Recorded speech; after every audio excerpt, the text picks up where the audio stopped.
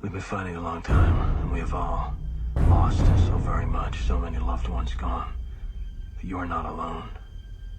There are pockets of resistance all around the planet. We are at the brink. You have no idea how important you are. If you're listening to this, you are the resistance. Ave Maria Stella Dei Mater Alma ad semper Virgo Felix Teli porta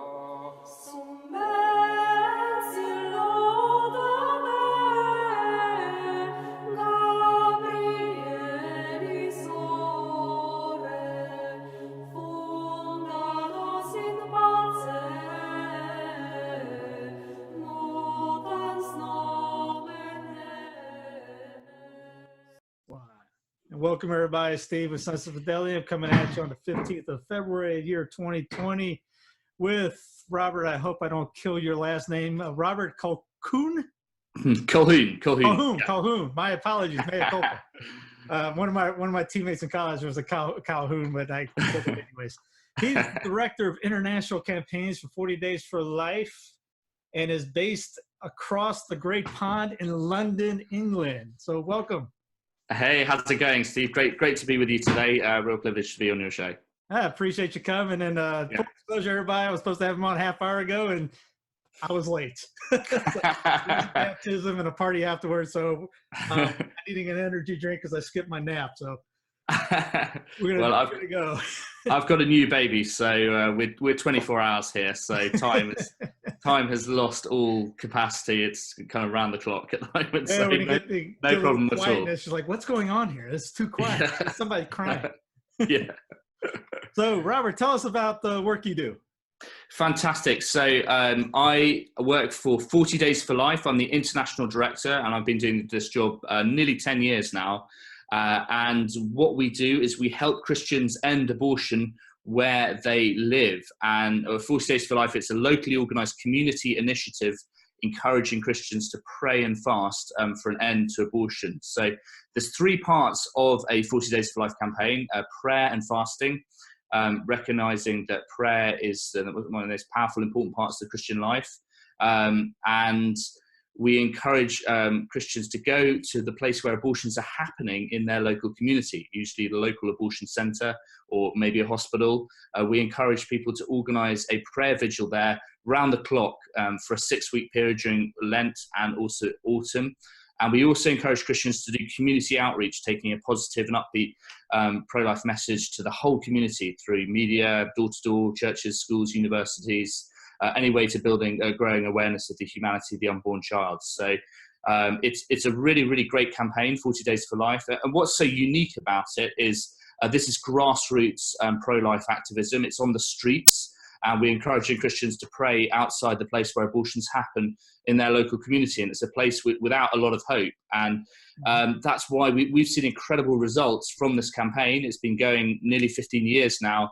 And we've seen nearly over 16,000 babies saved from abortion. Those are just the ones that we know about. And we've been going nearly 10 years in the United Kingdom. We've seen 1,000 babies saved from abortion from this particular ministry, and reaching out to abortion-minded women, offering alternatives, offering hope.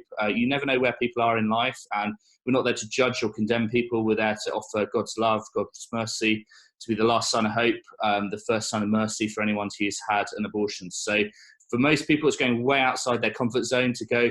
You ask them to go and pray outside an abortion centre, something they've never done before, but we're getting people involved in the pro-life movement for the first time. And that's something really exciting, something they never forget, to go and pray. It's a difficult thing to do. Nobody wants to do it, but it's incredibly spiritually fruitful. And we're on the front line of a culture war between a culture of death and a culture of life. So what really appeals to me in this work is saving lives, inspiring hearts and minds, impacting eternal souls. This is what this ministry and work is all about. And, God has amplified this ministries from humble beginnings in Texas to now an international movement. And we just get bigger and stronger every year. And God adds, weapons to our armory every single year. Last year was Unplanned, the film. And this year we're just getting more organized, more countries coming on board. And I've had a front row seat seeing God's grace in action over this time. And I'm looking forward to what's next in store. So basically my role is to connect, attract leaders, to inspire people to take up leadership roles, to organize conference, to travel internationally. I've been to over 30 countries in the last 5 years, promoting the campaigns. So I've seen abortion all around the world. And it's a privilege to do this work. It's a challenge. It's a spiritual struggle. But it's one that's incredibly spiritually fruitful. And I look forward. There are 100 abortion centres in the United Kingdom. We've got prayer vigils outside 13 of them, and the abortion providers in the UK say there are protests outside 50 of those centres. Now, our ministry has grown 3 times over in the last 10 years. So we had one campaign, and then we doubled and doubled and doubled again.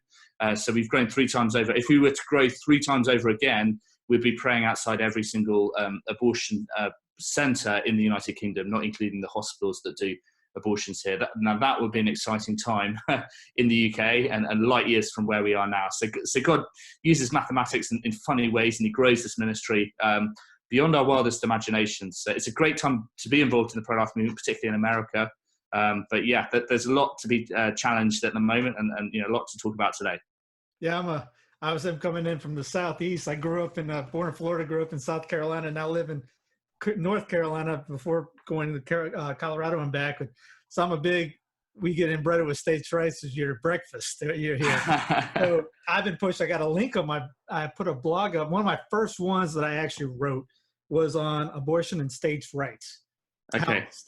I remember hearing this 6 years ago. It was 6 or 7 years ago from this one blog called The Catholic Knight.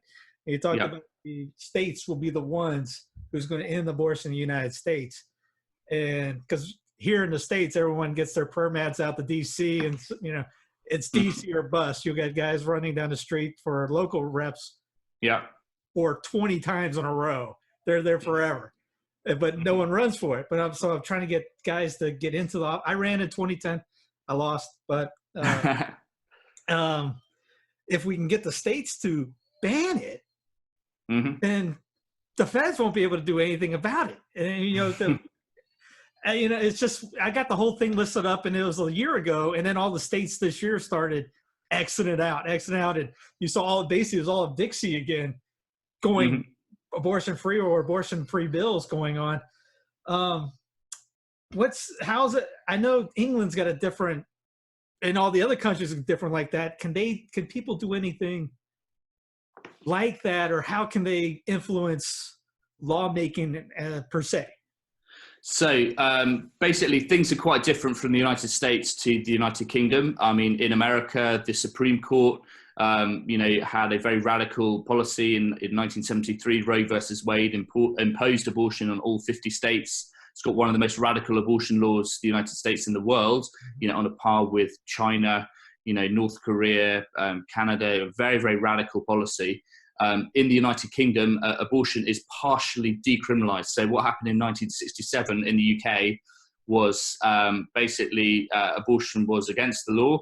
But then they said, let's make a few exceptions. If you have 2 doctors, if you sign it off, on grounds of mental health, there can be exceptions to the abortion law, and that forms the basis that that there are exceptions in which you may legally have an abortion. What we have in reality in the United Kingdom is abortion on demand.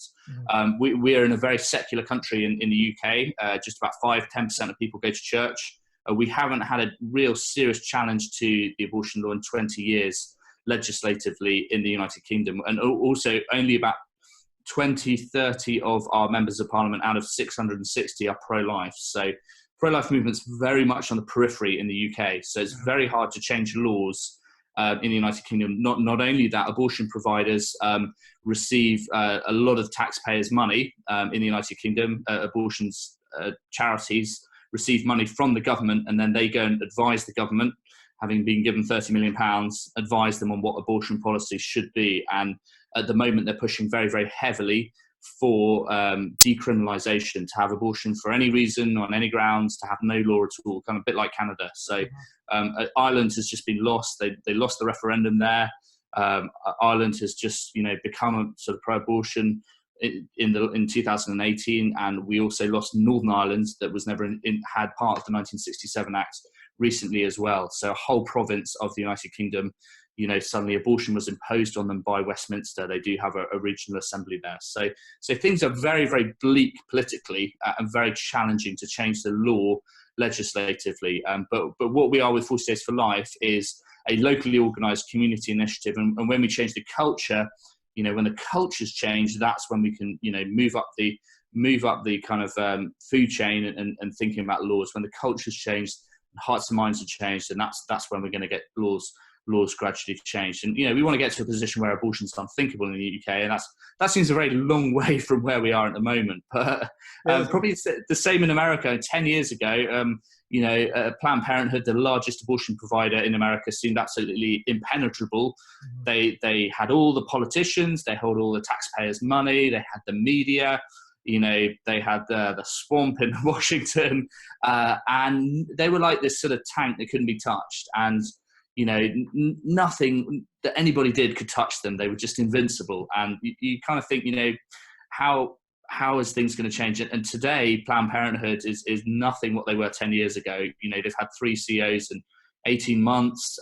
They've lost a lot of their taxpayers' money. They've got the most pro-life president in the history of the United States. They've had all these videos from David Leiden thrown at them. And it's just a mess, really, and it's like, it's kind of David versus Goliath, and their time is up, So, this is a once in a generation time. Trump's second time in office to see a major change. Roe versus Wade gone, more justices on the Supreme Court. So it's a very exciting time for the pro-life movement in America to have Trump speaking at the March for Life.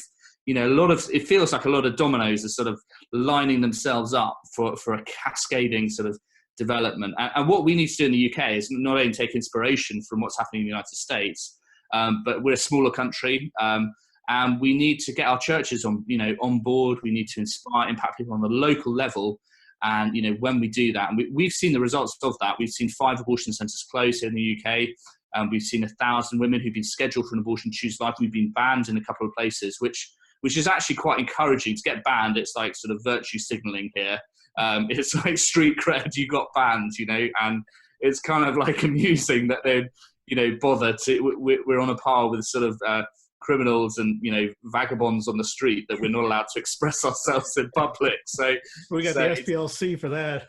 Yeah, it keeps you humble, and but we've had such an impact that wow, right, ban these people, which is great, and actually women who've been scheduled for an abortion, who've chosen life for their children, they've taken the case to the Supreme Court here, and their stories gone across the national media. So God's used those stories in a big way. So the more attack we get, the more our profile raises, and the more people we can reach. So we've got a long way to go in the United Kingdom before this issue comes up. Environmentalism's trendy here. Yeah. As an issue, we're just not on the radar at the moment. But you just got to keep on working away, and we'll have our time, and maybe it's going to be in 5-10 years' time. But just keep building up as time goes by. My favorite football team, American football team, is the Panthers, and the logos keep pounding. So you keep pounding away till they're done. When we were in Colorado, my first time going to a abortion clinic to pray, when you were talking about that intro, I went back to that day. It was like 8 years ago. Remember sitting in the car, looking at it, parked across the street, going, I ain't getting out. I'm already here. I'm terrified to get out. Got out, forced myself to go up there. 10 minutes later, somebody drove by yelling, "Hell Satan," and I was like, all right, I'm in the game. When we were in Colorado, Father Hardy would have mass. They're outside, right across from Planned Parenthood all the time. The people that were running the security outside would turn the radio off for us so we could say mass. But they turned it up with the process because they were yelling at everybody to walk in. What kind of advice you can give to somebody because even at the masses in Colorado, 10 to 15, maybe people would show up. It's kind of like people will show up for the cool things. The March for Life, 500,000 people show up. We had the bishop walk around, do 7 laps of Eucharist procession around the Planned Parenthood. We had, it was a mile block radius overcrowd. But we've had, prayers or the things that aren't sexy, like, Yeah. really we get a hard time getting anybody to come out. What's some advice to help boost those numbers or encourage people to get out there and do that? Well, when I first got involved, I knew it would be a hard sell. So I used every trick in the book, and getting young people out there. And to begin with, I thought, this is going to be a complete failure. We're not going to connect with people. So, I said, I know it's not a romantic place being outside an abortion clinic, but, you might see your future husband or meet your future husband or wife outside. And sure enough, a lot of young people pitched up at the beginning. But I think, it's a hard sell. It's somewhere that people don't want to come. It's, you're going against the grain, to express your views in public.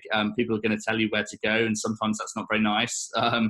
It's very, very difficult. But if you can empower people with stories, I think that's some of the most powerful ways in which I've been inspired. And personally invite people is the key, and just be really ruthless in contacting everybody, having a strong team. We train people with 40 Days for Life how to organize a campaign, how to get people involved, how to approach churches, how to personally invite people, and using your imagination, creativity, and initiative. I heard of a story of a young man in America, and he recently was awarded our scholarship, and he had set up his own Wi-Fi network, and so it was within the vicinity of the abortion center. So with young women kind of logging on their phones while they're waiting for an abortion, he owned the Wi-Fi network. And sure enough, the first page that came up as they got on that Wi-Fi network was all the crisis pregnancy helplines, and don't go for it, here are the alternatives. Great initiative. To use that kind of creativity and initiative, we've had Jericho marches around the abortion centre, and just in January, the oldest abortion centre closed in the United Kingdom in Birmingham. Mary Stokes, who've been praying there for since 2011. That's 8-9 years under 40 Days for Life, and 20-30 years. So that was an incredible achievement, and knowing what God can work in this ministry and bring the stories to life. We've got some great women who've chosen life at the last minute, bringing their stories to life, and just thinking, if somebody wasn't there that day, this child might not be alive. And to see the spiritual fruits, lives saved, lives transformed. This pro-life movement is all about transformation. It's about saving lives, inspiring hearts and minds. It's about bringing a propositional alternative. We don't have to live in an abortion culture. That there is a better way of living. There's hope for anyone who's had an abortion. There's God's mercy, redemption. The way God works, somebody's had an abortion, and then they find God's love, healing, reconciliation, forgiveness. And then their story can impact hundreds of people. The love and the mercies they've experienced profoundly, they can influence hundreds of other people through Rachel's Vineyard, through other post-abortion ministries. So knowing what's at stake, I think, firstly, we ought to communicate the crisis of abortion. This is, the leading cause of death worldwide. 42 million abortions in a year around the world. We have over 8 million abortions in the United Kingdom, 200,000 every single year. So at first, it's easy to lift up your hands and be exasperated and say, what can I possibly do? These are huge statistics. I can't possibly impact them. But, we're called to change people's lives one person at a time. And, we're not going to change a whole ocean all at once, but we can put a drop in that ocean. And a life saved, that's not only the life of the child is saved, the mother might avoid a lifetime of regrets, might impact that family for generations to come, avoid a divorce. That child would be a statistic, and it's saving one life, and having to meet the babies, who've been saved from abortion in this ministry. That's the most incredible experience, to know through God's grace, through the courage of the mum, through the witness of the pro-lifers, that baby is alive today, because we were there praying. I mean, that's an incredible experience, and wow, humbling, amazing, and to know, and 90% of the stories we never hear about. So to motivate people, I think you've got to inspire, empower, encourage. You've got to facilitate discipleship, and you've got to create community as well. And those are all, dynamic ways. With the internet, this is a big way how this movement has spread. The word's got across from America to the UK from the internet. So we can use all these tools on the internet. And what we've done as a ministry in the last 5 years, we've used communication channels really well. YouTube, books, Unplanned, the movie, we podcasts, webcasts, all these tricks all these ways to help promote and help get our message out there. And that's the exciting thing with the internet is we can reach people who would never be able to reach previously. And it's an open field, unless you're sort of blocked or censored, which is increasingly happening. And it does happen on some platforms. It does happen on some platforms. It's kind of frustrating. Talking to you, Google. Yeah, it's a pirate zone out there, and you just got to go. You just got to sort of go for it. And most places it's an open field. So I remember this one guy from Saudi Arabia write me this 4 years ago about asking for a sermon on confession for his father to listen to, and he went ... Please pray for us because we're getting shot at going to mass. I'm going. First thing in my mind is internet. I was like, I'm going, all right, yeah, somebody might have internet. I don't know. Well, I'm never going to complain again about being, traffic on the roads when I'm going to mass.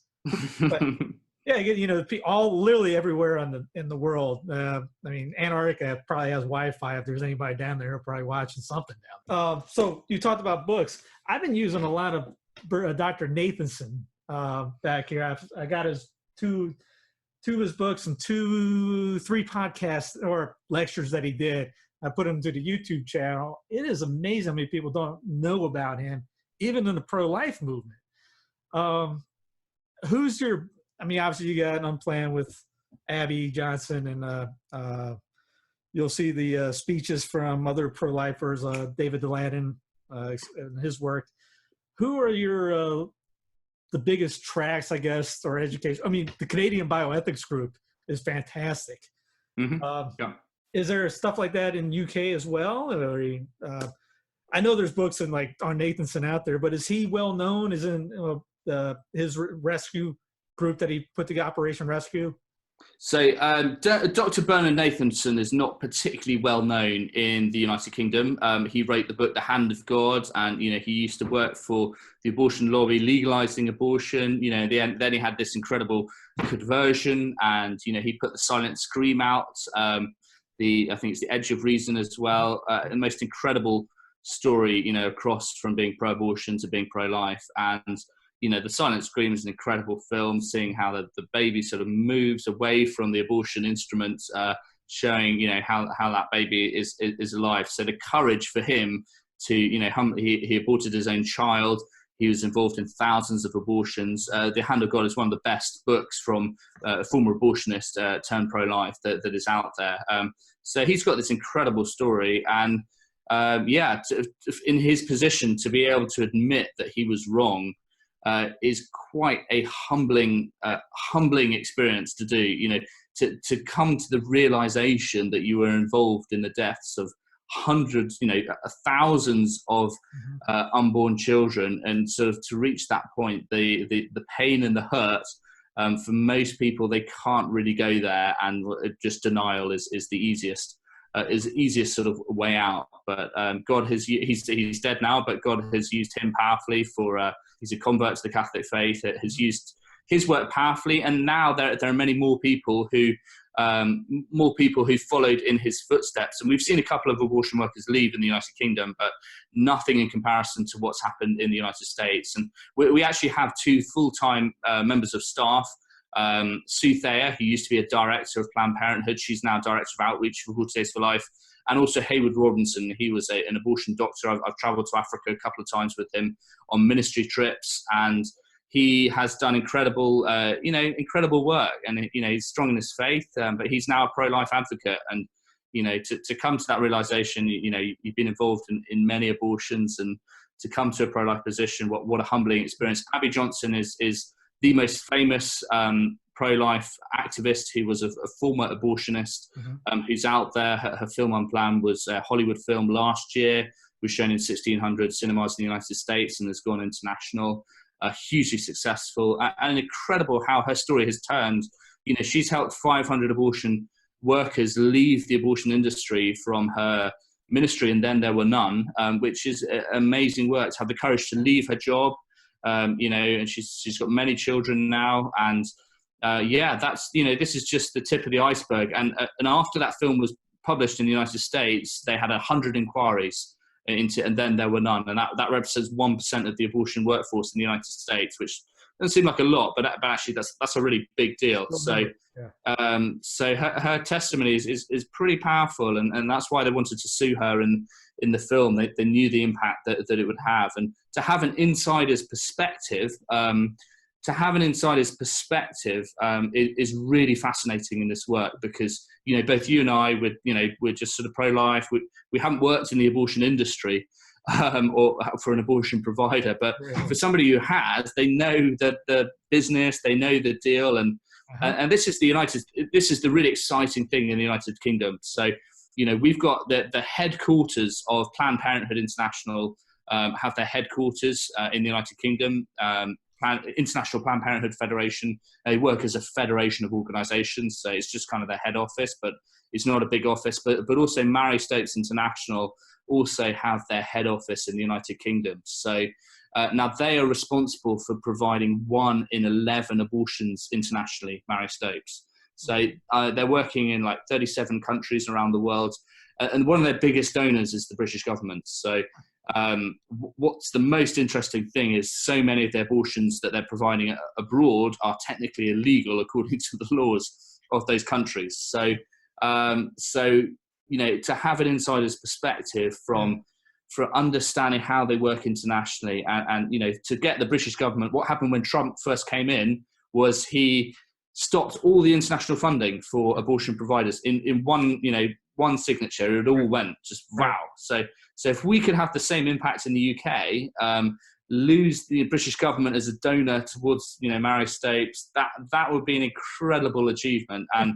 we would save thousands and thousands of lives in one move. But the fascinating thing is that the abortion providers, when it comes down to it, they're not playing by the rules, and these abortions are illegal. And even if you're not pro-life, even if you're not religious, what they're providing is absolute rubbish, just complete rubbish. It's not healthcare, it's rubbish service, and they get away with it. There's nothing on abortion in Africa on the internet anywhere. So this is a huge mission field which is completely unearthed at the moment, of Western donors' money going to Africa for neo-colonial sort of reasons, imposing abortion, breaking the laws of these countries. So this is a great topic.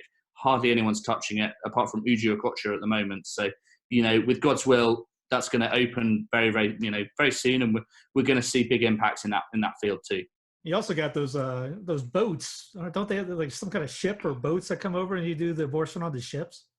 Yeah, there's a ministry I'm not sure they do very much. It was more like a publicity stunt. So they used to do like abortions on ships, close to countries where abortion was illegal, but Malta is the only country in Europe now, apart from the Vatican, where abortion is illegal. So they used to go outside Portugal and outside Ireland, I think, put in a ship sort of off the sea. But, to be honest, you could just get a flight to another country and have an abortion. It was more like a publicity stunt. But, I think the interesting thing about the, abortion model in America, they're pushing the abortion pill earlier and earlier now, to take it anywhere as a business model for Planned Parenthood, for others. That's going to make life more difficult for them. If it's anonymous, if it's on the internet, if it's universally available, then it's a business model. Then people aren't going to necessarily want to come to them. So maybe that's going to be a challenge in the future in terms of abortion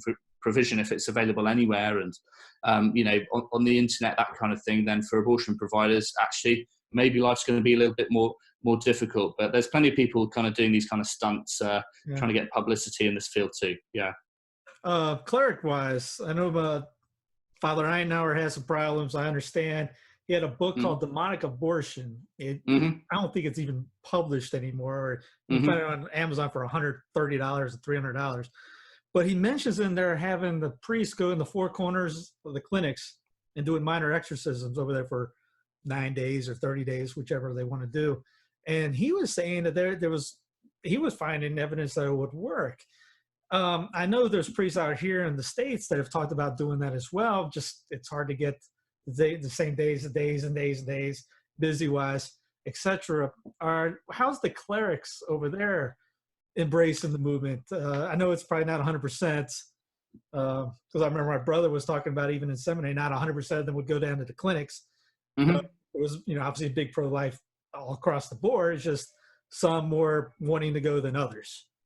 Yeah, well, we basically, in terms of priests getting involved, we're an ecumenical campaign, but mostly Catholic in the UK. And some people will get involved, so some won't. So what? And, London, we've got hundreds of churches, and we just have to get the people who are going to be on board.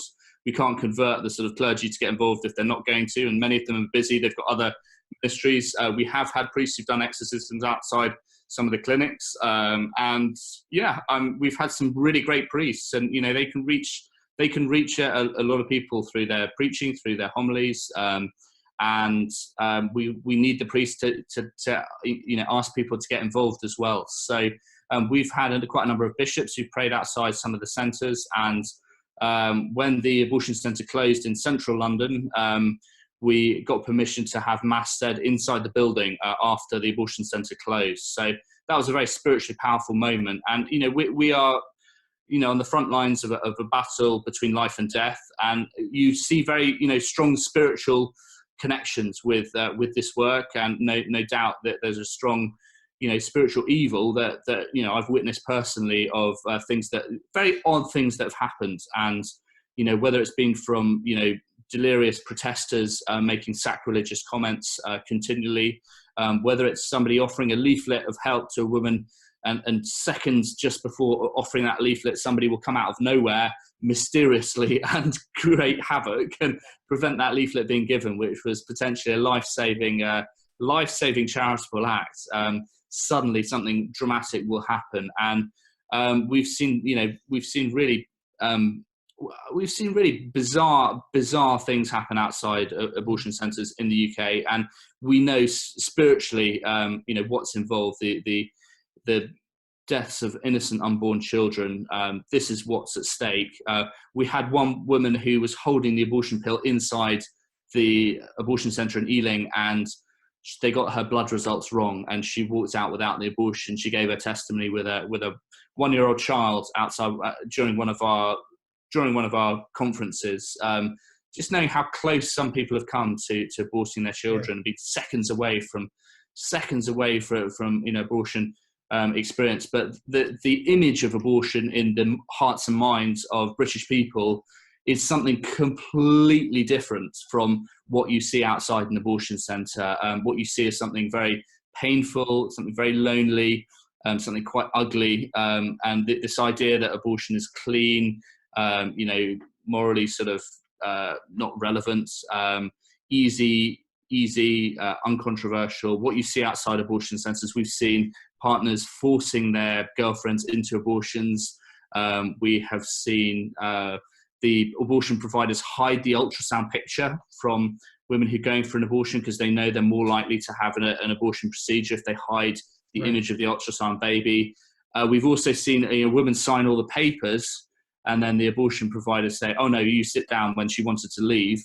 You sit down, you sign your papers. So in addition, many of the abortion providers will say, if you're there with a chaperone, then they want to separate the chaperone, the boyfriend, out as soon as you get in the abortion centre. Put the woman on her own, she's a lot more likely to have the abortion. So all these devious tactics, and the spirit of the enemy, there is a demonic connection without doubt, and it's subtle, it's hidden. But what's involved in Ealing, West London, more than 100 babies over 20 weeks gestation have been aborted in that one centre alone. Just getting rid of the aborted babies that are 20 weeks is like halfway through pregnancy. Yeah. So getting rid of those babies, this is a sort of major operation, and it's tragic. But where sin abounds, grace abounds all the more. And we've got the spiritual tools, prayer, fasting. God has given us these incredible tools, and some pavement counsellors have saved hundreds of lives from being courageous, being on the front line. And you're right against enemy's HQ. So you better you better sort of step up and be spiritually astute, because you're not going to last long if you're not realizing that the spiritual source from where a lot of the abortion mentality is, but at the same time, God's on our side, and through prayer, miracles, life saved. Yeah, it's a great ministry. It's literal spiritual combat. If you're wanting spiritual warfare, this is absolutely modern. This is it. This is where this is. Yeah, you mentioned about the nutty things that would go on when we had mass outside the clinic. Yeah, I remember Father, right when he was doing consecration, I mean, he literally just did the consecration. Somebody's driving by, laying on the horn. I got it on video. It's on the YouTube channel. The guy yelling out "Hail Satan," and Father starts smiling. Goes, I asked him, "What'd you think?" And goes, "I know we're doing the right thing." And that was right before he did the elevation. And man, I mean, that was not just a few times that right during the consecration, someone lay down the horn or yell something out or something weird went happening. We had a lot of the Protestants would yell at us during like when we did the procession. The guy that was there every day of the week trying to talk to people driving in, that day, instead of focusing on the people going in the clinic, he focused all of his attention on the 800 people walking around with the Blessed Sacrament. Do you have that? I mean, you see the videos, like here in Charlotte, there's this Reformation Charlotte and you got the abolish abortion group forever, I think it is. The most anti-Catholic group people on the planet, it seems like. You have that in England as well, because I know one of the four horsemen is pro-life. I think he's dead now, but I remember him being. I think it was Hitchens that was always talking about pro-life issues, and I think one of the Hitchens, was it Peter Hitchens is pro-life? I think, yeah. Well, Christopher Hitchens is atheist. One of the, I think he's passed away now. Christopher Hitchens is an atheist. I think that was him. I think Peter Hitchens has had quite a few pro-life talks. Okay. I think so. Yeah. There's quite a few atheist pro-life channels. Yeah, as you were talking about. So you say you're ecumenical and such, but how is it when you have those things? Do you see a lot of the Protestants going after you guys too, or?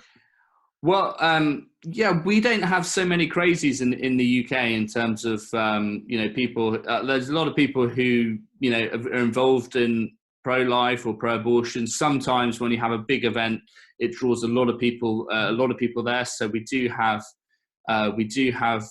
pro-abortion campaign groups who have come out at certain times, but we don't have as many of the eccentric sort of pro-life side. We have a group that focuses on graphic imagery, which has been very effective in changing people's minds.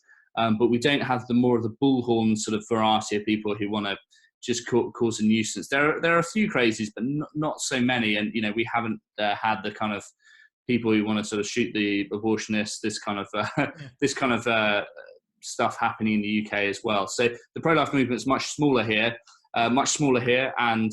But we've had big rallies. We had like a big rally in central London. Hundreds of people turned up. That was a very, very spiritually powerful moment, and many of the pro-abortion groups sort of turned up as well. You take your rosaries off our ovaries, kind of chants, what have you. So the Protestant groups aren't so active in the United Kingdom, which is a shame. We need to empower them. A friend of mine works for Brepos, small ministry trying to empower the evangelical churches to get involved in the pro-life movement. So there's a lot of work to be done in terms of galvanizing, inspiring many of the other churches as well. But yeah, we've had a few crazies here and there, but the big thing is the abortion movement have a very strong control on the narrative in the United Kingdom, and accusing us of causing harassment or distress when we're actually offering help. And that message they've just kept on going in the media. So that's been a challenge responding to that. But if we can take back control of the narrative of this topic, where there's going to be a case in the Supreme Court about the ban outside the Ealing Abortion Centre, and that's a chance to break down that law and to get free speech back in West London, and maybe that's a chance to reframe the narrative that we're actually there to help women, to offer alternatives, and yeah, that's a challenging message to get across in the secular media too. So yeah, there's a lot of good work to be done here in the UK. Yeah. This might be a weird one. You guys got a big Muslim population there. How are they with the movement? So there are very few Muslim sort of pro-life campaigners. There is somebody who works for the Society of Protection of Unborn Children, who is a Muslim, who runs sort of a Muslim branch for that. But we have about 3 million Muslims in the UK, with a population around 60 million here. So they're quite sizable minority here. It's kind of a taboo subject for them. So occasionally you do see Muslims who are going for an abortion, and they know that if they have a child out of wedlock, there's going to be a lot of shame to their family. So you do see quite a number of Muslim women who are going for an abortion. They're not 100% pro-life. Some of the Muslims, they kind of believe that ensoulment kind of takes place about 40 days. Some of them believe that, and so they are generally pro-life, but many of them kind of in this big dilemma. If they do get pregnant in an unconventional situation for them, that it'll bring a lot of shame to their family potentially, and that's and that will be something that pushes them towards abortion. But in terms of being involved in the pro-life movement, the Muslims are hardly involved whatsoever in the pro-life movement. They largely keep to their own communities here, and they have large families, and so yeah, they're not involved in the pro-life movement at all. Interesting. I've always wanted to ask somebody in the movement, and I never had the opportunity, especially in your neck of the woods. Yeah, we got the Muslim population here, but it's nothing like how I hear in London, etc.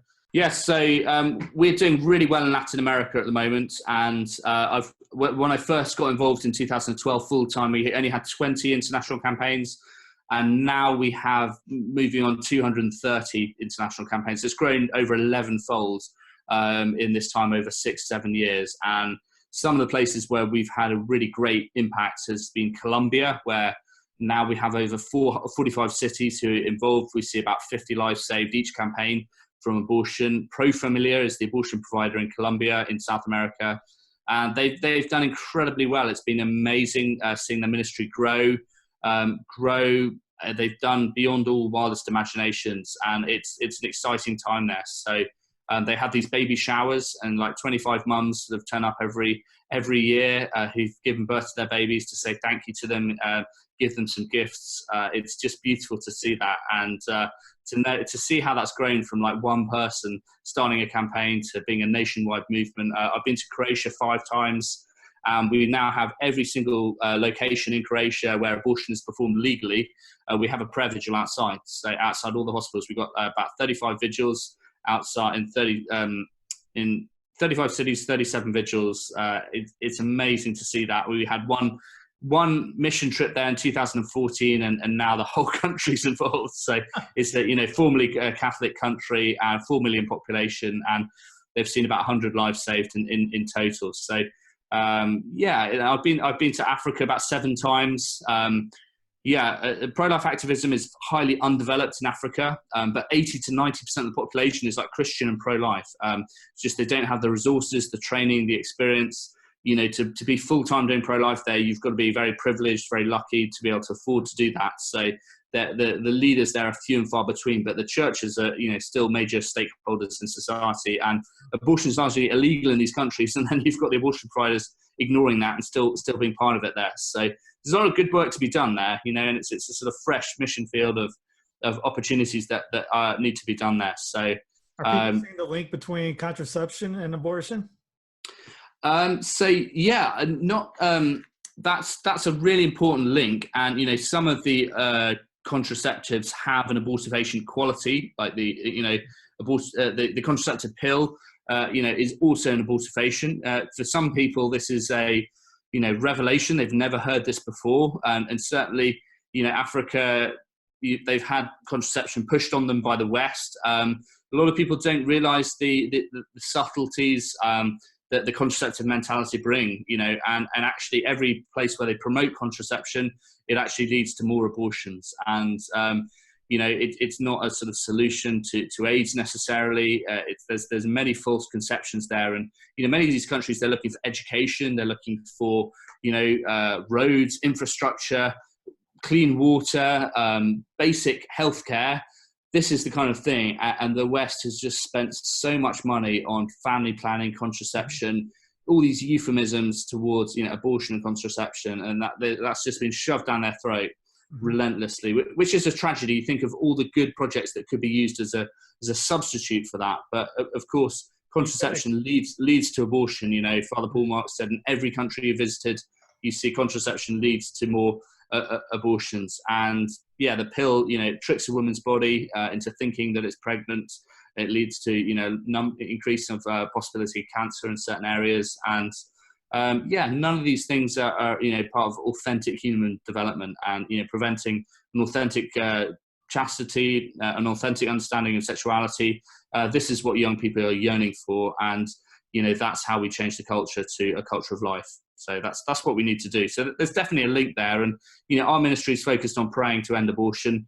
So we're not involved in contraception per se.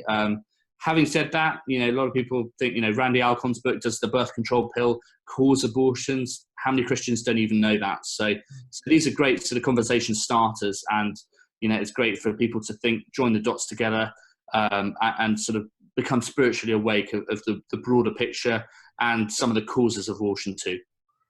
So we'll get back to the praying part, because obviously, you know, I mean, you hear a lot of stories, somebody coming out and they didn't have abortion because they saw somebody out there praying on their knees and on the cement in the rain. It stuck with them, and they ended up not coming. They ended up coming out, not going through with it. What's your best advice for? I know we talked about, you know, just going and getting motivation to do it, but grabbing a friend and going, getting the youth group to go, just so you can get your feet wet. What are some tips that these guys can do to, you know, just start, just do it? I mean, with Chesterton's great line of anything what they're doing is worth doing badly. I mean, you really can't screw this up. You just got to go. You bet. Yeah. Well, the first thing is absolutely, you know, action. You know, like, just go and join a group that is already doing this, and just go one time for 1 hour to go and pray at your local abortion center for 1 hour, you know, and ask God what he can do in and through you. Ask God how he can end abortion in and through your prayers, in and through your actions, in and through your words. And you might be amazed by the results. We had a teacher turn up at our vigil. He prayed for an end to abortion. He asked God to show him how he could influence. He went back to his school. He gave every single pupil in the school, you know, a strong pro-life message, you know, and just think of all the good that happened as a result of him praying for 1 hour, going back to his school, giving a pro-life message to all the pupils he could. You know, a beautiful story. And yeah, you know, we've had like a Polish lady in the UK, Justina Pasek. She started as an intern at one of the pro-life organizations. She ended up outside one of the busiest late-term abortion centres in London. And, you know, she was there 5 years. She's married now. She's moved on, retired. But as a pavement counsellor, she saved probably around 500 lives from abortion, offering leaflets outside of, you know, 8,000 abortions there a year. And every week, 1 or 2 people would change their minds and not go ahead with the abortion. They were just the ones we knew about. So cumulatively, you know, that's over time, she saved a huge amount of lives in a very, very hard ministry, persecuted, ridiculed, spat upon. You know, you're really at Calvary there. And, you know, using a spiritual power pack, you know, like using monasteries as top trumps, getting other people to pray for you, asking a lot of people to pray for you. A lot of the pavement counsellors have a WhatsApp group. You know, they'll ask 100 people to pray for somebody just as they spoke with them. And, you know, if 100 people reading that message are praying for that one person, you never know how God can use prayers for good, and getting all the monasteries, all the holy nuns praying. Prayer really works. And that's why we've seen 1,000 babies saved from abortion here in the UK. So getting people to pray for others, and then, you know, getting people to bless the rosaries, pray for the people who the rosaries are given to, like your grace-filled words, you know, that can literally save a life on the front lines. And not many other jobs, you can't save a life on a daily basis. In this work, you can do. So despite all the ridicule, persecution, and difficult problems that we encounter, you know, some of these pavement counsellors, they've got, you know, some of their words can literally change your life. And, you know, being very careful about the way you approach people, talk to them, offer alternatives, offer advice. These things are really, really important. And, you know, I've heard stories of women who've been seconds away from having an abortion. In Brighton, you know, a young woman was really aggressive towards one of the pavement counsellors there. She chose life at the last moment. She was homeless. and the woman offered to take her into her home. She lived with her for a while. The local council phoned her up, said, "What are you doing, looking after this woman?" But she was the one who was there for them. She chose life. It was an incredible moment, incredible story. Another couple, Danny and Carla, they spoke at the March for Life in the UK, and they love this ministry. They're going for an abortion. People are praying for them outside, and they chose life just at the last minute. And their child is alive today. It's a beautiful, amazing story. And this has happened time and time again. We had another person, one of his relatives was going for an abortion in the very place where he was praying. He had no idea, but they chose life and didn't go ahead with it at the last minute. So these really powerful moments. Another woman was being pushed into an abortion in Ealing in West London, and she jumped out of the window to escape having an abortion, jumped over the hedges and ran away from her family. They called the police, ran away from the family, and she chose life, and she had a baby speaking at a pro-life event several years later. So we've got a nun who does the pavement counselling in London, and we kept on having the police called on us, and the police would tell her to go down the road, and she sort of stood her ground and told them where to, said, "No, I know we have freedom of expression in this country," and said, "No, I'm not, I'm staying here," and they sheepishly walked off. So we've got some pretty amazing stories. Some people come up to you and start preaching at you and tell you where to go. Smoking kills as much as abortion, but it's a great opportunity for evangelization. The grace-filled conversations as well, speaking to the people who've had abortions, being that, spreading seeds of hope. And, most people don't change their minds there and then, but they go home in the privacy of their own homes. They might have a change of heart, a change of mind, but you spread the doubt or the idea in their minds. And when the abortionists come up to you and they start justifying their job to you, you're in a really good position, because there's a seed of doubt in their mind. Like, they don't need to justify their job to us. And what the abortion centre in Bournemouth, they put up a poster saying, "We are so sorry about the people inside their centre." So it kind of shows, if you're getting on their nerves, that you're in their heads. God's working on their consciences. Mm-hmm. And Thomas Aquinas says the first reaction to truth is anger. So when we see really angry people, I thought, we've offended them, but sometimes God's working in their hearts and their minds, and they're the people that have the big change of mind. The nice, polite people, you don't necessarily reach them in the same way, but the ones who are going, really angry sometimes, God's, they've been lied to their whole life and they've just found out and they're furious. That's going to be how God works. Yeah, it's good. Our way of doing it is heaping hot coals on people's heads by praying for them, smiling at them. We're not. That's right. Yeah, we're not yelling at them. We're the police. Yeah, we're the police. It's like quietly praying there, and they're going completely bonkers. So, yeah. When I was at the March for Life a couple of years ago, we had an anti-Catholic guy yelling at us. I'm one of those guys. So I gave him a little thing and got in his face with the bullhorn in front of my face. So it didn't work out well for me, but. I see the guys doing that at the clinics, just yelling in their bullhorns, going, "What's your percentage? How fruitful have you ever been with this?" But on the plus side, you see a little old lady praying for somebody, like in the rain, and it sticks. What are some tools? Because you were talking about, reaching out to the different groups. To who do you got contact to in the United Kingdom or the other countries to get in these, to establish the 40 days prayer for life anyways? Yeah. So in order to start a new campaign, we need a new leader, and we have 2 campaigns a year, one in Lent and one in the autumn. And, we have a recruitment time. June and December is when we register new campaigns, and we've had some great organizations take on the campaign who crisis pregnancy centers. There are 3,000 of those in the United States. There's many different pro-life organizations around the world. Some of them organize a local 40 Days for Life campaign, or it could be an individual who feels called to this work. So there's a lot of good work to be done by leaders, recruiting them, inspiring, connecting with different leaders. Now we have a whole range of different ways for people to get involved. We've got the podcast, we've got a magazine, we've got merchandise, we have Unplanned the Film, which is like a Hollywood film, which is, a great way for people to find out about abortion. It shows the reality, a graphic reality of abortion, but also hope and a story, a very dynamic story of Abby Johnson.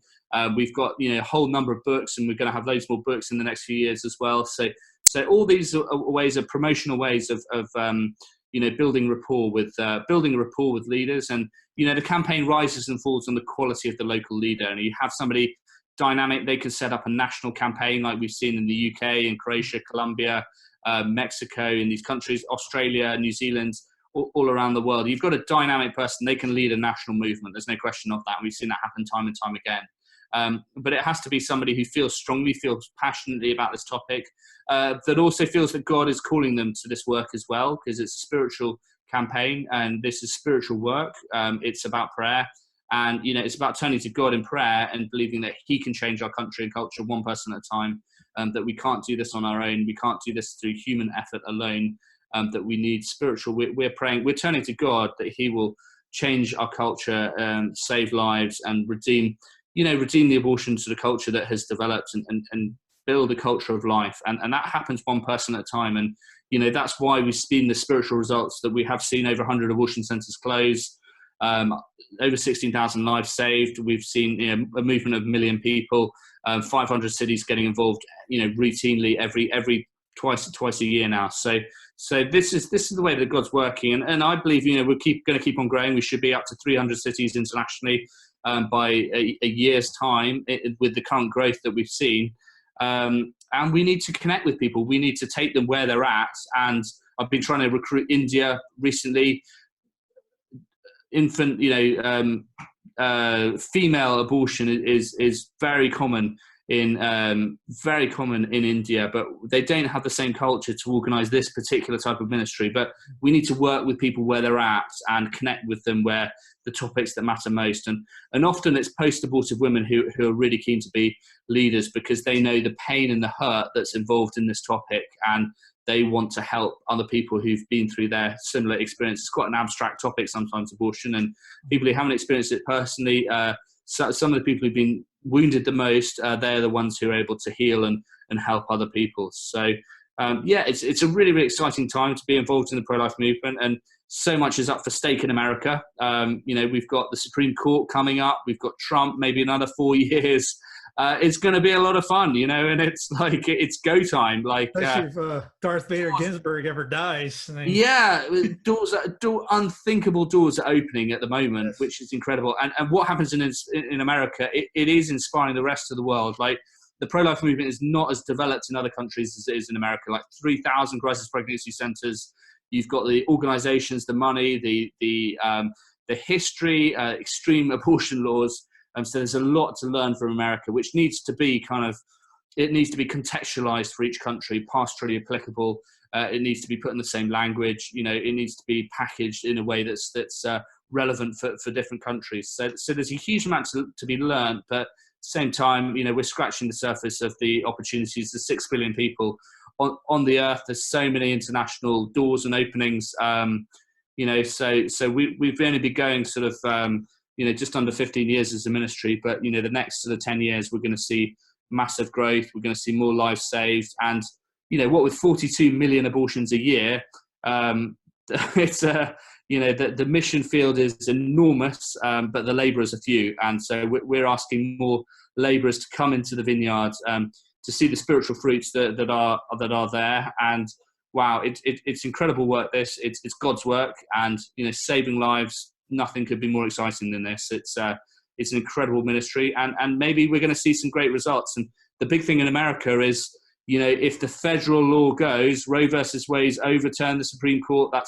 that's extremely plausible at the moment right now. In the next 5 years, the next 1 year, it could go. And when that happens, abortion goes back to the local state. And 40 Days for Life, we are the local pro-life organization. We have people in all 50 states in America, so we are there with all our people on the local state. So when the issue goes from being a federal Supreme Court issue to a local state issue, half the states are going to be more pro-life inclined, the other lot are going to be like New York, Virginia, Michigan, abortion crazy.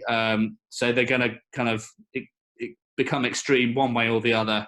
But having people on the ground level, on the local level, then that's when it's going to get really exciting for the pro-life movement. Exactly. I mean, yeah, you Yeah. bring up the big numbers, and like you said earlier, you can't Yeah. think about those big numbers. You can Yeah. influence your neighbor, your neighborhood, your Yeah. family, your parish area. I mean, Yeah. you got to focus small, and then the small. If everyone works together on the small, I read a lot of Jocko Willink stuff, and they talk about one team's doing X, the other team's doing X. You're working together for the ultimate goal. So if you get these guys out, and even Yeah. when you were talking about New York and the nutty places like New York, California, and Virginia now, if you stay local and flip those states, people getting in action, not only praying but running for office, you can change those states. They're not perpetually liberal in the sense of or pro-death or anti-straw, whatever. We just got to get out there instead of complaining to actually do it. What was I going to say? Is all those podcasts and that you were talking about for the that you have the books and all that, is that on the 40 Days for Life site? Yeah, if you just go to 40daysforlife.com or 40daysforlifegear.com or go to iTunes or just type in 40 Days for Life podcast, you'll find any of the resources available. So we've got a store, we've got gear, we've got books, we've got magazines, so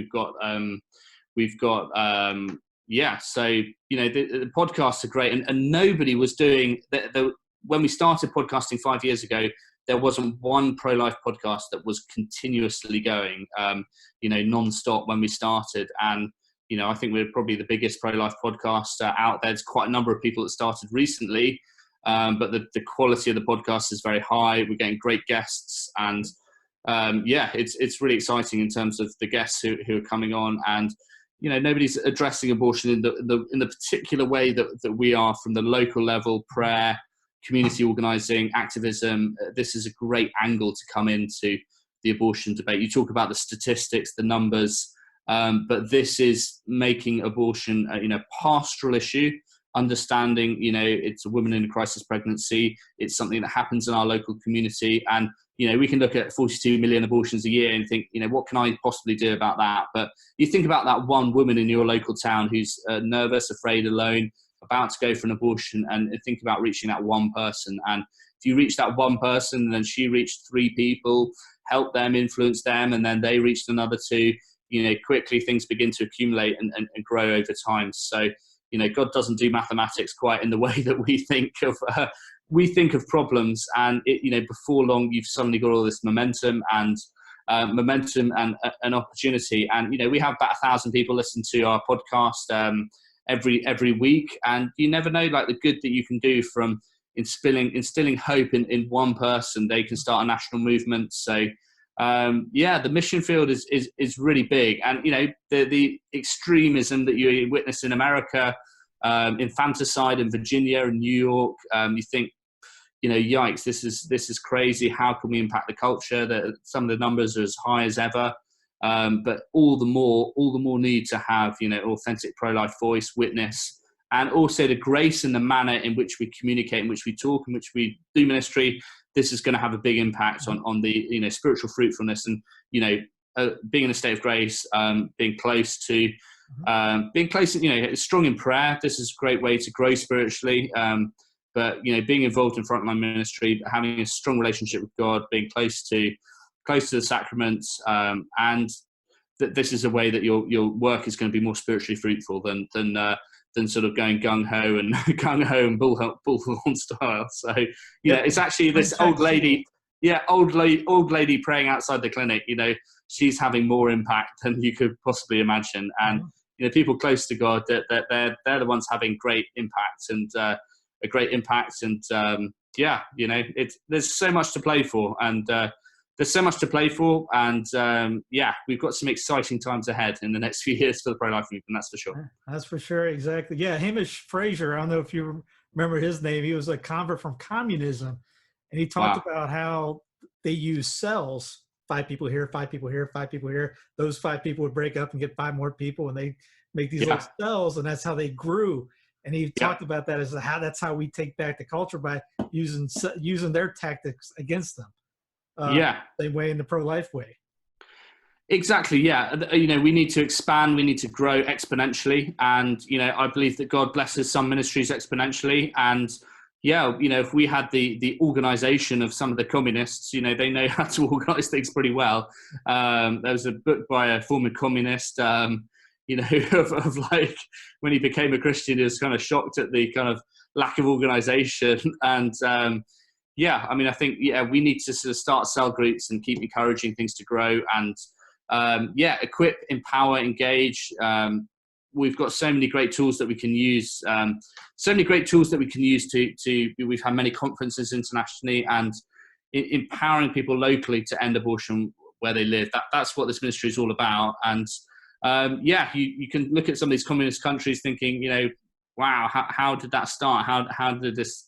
It started, probably by local cell groups, Lenin going to Russia, and before you know it, you become the establishment per se, and that's what we're looking for: a spiritual transfer of ownership from a culture of death to a culture of life, and that's quite a difficult journey to make. But starting on the local level, that's where this can start. And each campaign, 40 Days for Life campaign, has a leadership of 4 to 6 people, and having a strong team is the most powerful thing that you can do. And have a weekly meeting, accumulatively, what you can accomplish, building something up.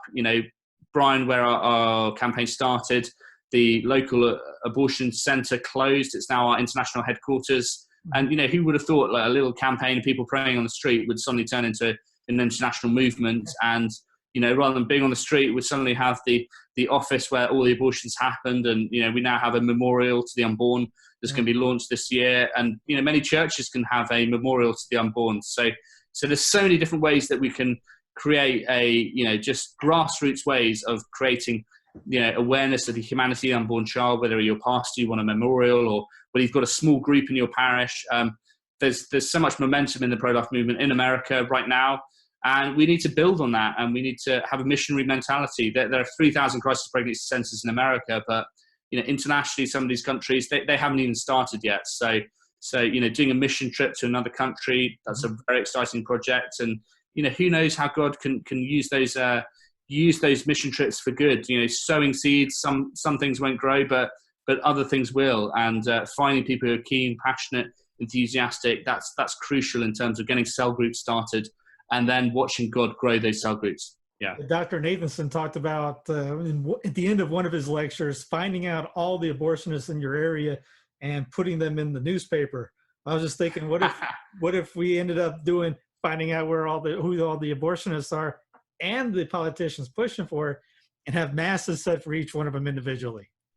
Absolutely. Well, so name and shame is one tactic of showing, and it's like, nobody kind of grows up wanting to be, wanting to work in an abortion center. Like, people don't go into medicine saying, hey, I want to be an abortionist. It's sort of by chance, it's by circumstance, it's by, money or convention, or just being in the wrong place at the wrong time. So, and I think, part of this work is shining light into the darkness, and the darkness does not overcome the light. So, we need to be the light, shining light on the darkness, and doing that in a grace-filled way of accomplishing God's will, ending abortion in the way God wants us to end it, rather than how we conceptually think that, God is going to work in and through us to end. You mean our way's he's got better ideas than us? Is that what you're saying? Yeah, that's right. So, that's right. So, I've been watching a video from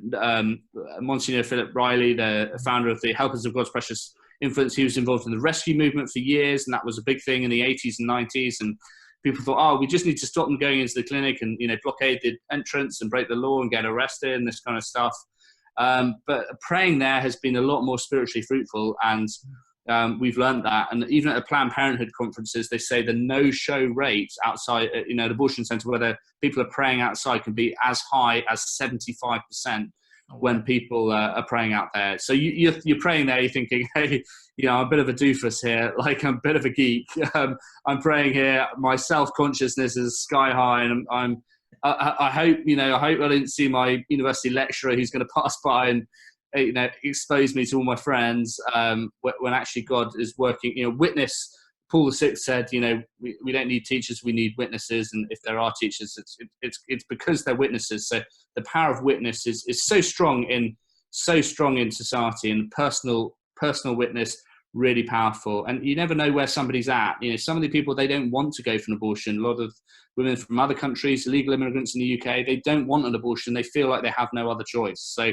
the whole rhetoric on choice is misplaced, because many women feel like they don't have a choice, but abortion has been paraded, with this rhetoric of, oh, it's just a choice. But actually many women feel abused, pressurized, and forced to have an abortion. And that is, a farce of the word choice, and nothing could be further from the truth. So if we can regain the narrative of abortion and, tell people stories and reach out to where they're at, and, find that God's grace and healing for those who, there's 4 million post-abortive women in the UK. Just where are these people personally, emotionally, spiritually? Have they heard of God's mercy, God's love, the healing, forgiveness that comes with, finding forgiveness and healing after an abortion experience? Many of them haven't, and that's a huge mission field in and of itself, let alone people who go, abortion minded, who are seconds away from having an abortion, something they might regret for, a lifetime. So, the mission field is great. There's so much good to be done. And it's changing lives one person at a time. That's where God calls us to. He doesn't call us to be Superman, to change the whole culture, to make abortion go away for good. It's changing hearts and minds one person at a time. And that's where his will is. And when we unite our will to his will, that's when miracles happen. That's when great stories develop. And, if we turn to him in prayer and ask him and pray and humble ourselves to seek his will, seek his face, then he will answer our prayers, and he will bring hope and healing to our nation. Amen to that. Yeah, if you look over my shoulder right there, that's a fresco in Italy for Lepanto, where Our Lady's handing the little rosary beads to the angel, dropping bombs on the Muslims. Talk about prayer works. Yeah. Well, Robert, I appreciate it, man, and you have it back on to update us a lot more about what's going on, and just to promote it more. Just just keep at it, just keep it in people's minds. So. Would love to have you back on maybe later on, and maybe a month or so, and do it again. Superb. Yeah, well, thanks a lot, Steve. It's been great speaking with you, and keep up the great ministry. And it's been a privilege speaking to you today. Same here. Privilege is on this side of the ocean. Well, take care, bud. Great stuff. Thanks so much indeed. Yes, sir.